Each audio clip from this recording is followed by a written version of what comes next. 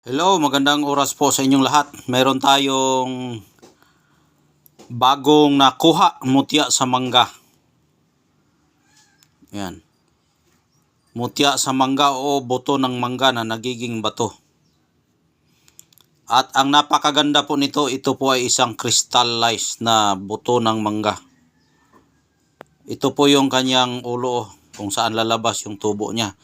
At yung nakikita nyong brown na may pagkaitim-itim, yan po ay isang himulmol ng mangga. Bago lang ito nakuha noong isang araw pa. Yan.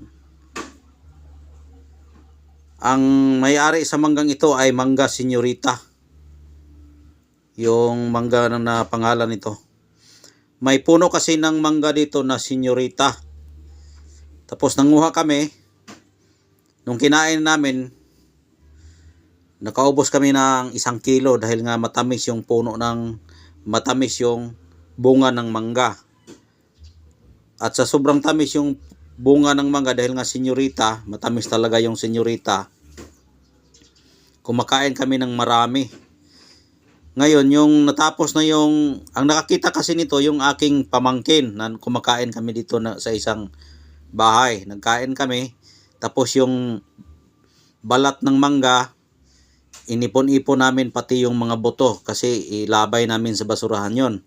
Ngayon, kumakain siya, yan po ay may nakita siyang bato, yung nalunok niya na ninguya-nguya niya sa kanyang bibig yung buto. Nagtataka siya bakit matigas yung buto. Tapos parang bato daw. Ngayon, inubos talaga niya na yung pagnguya. Lahat ng mga himolmol, ninguya talaga niya. Ngayon, sa pagnguya-nguya niya, kasi nilakasan talaga niya yung nguya, sabi niya parang bato talaga. Ngayon, tinitingnan niya, tapos matigas talaga. Tapos sinubukan niyang ginanon ginanon niya yun sa sahig, ganyan. Nagtutunog siya na parang bato. Pinatingin niya sa akin. Pagtingin ko, uy, bato man. Sabi ko bato, subukan ko ulit, bato. Bato talaga, kaya binlag ko ngayon. Pinakita ko sa inyo.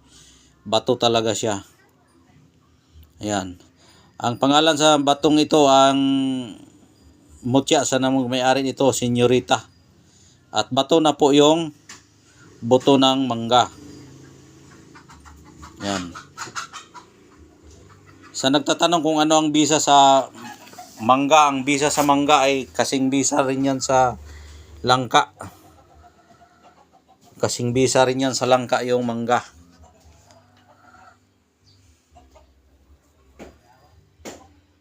Yan.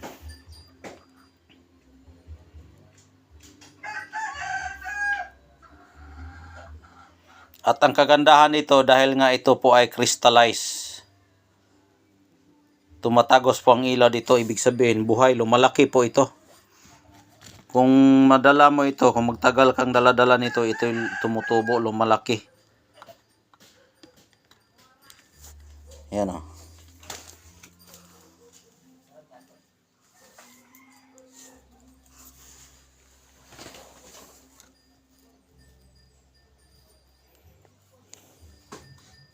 Tumatagos ang ilaw, kristal talaga, buhay na buhay.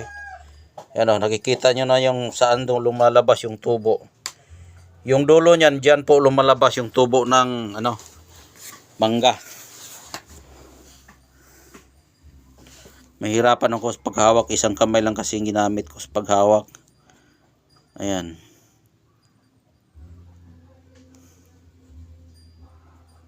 Ayan. Buto ng mangga na crystallized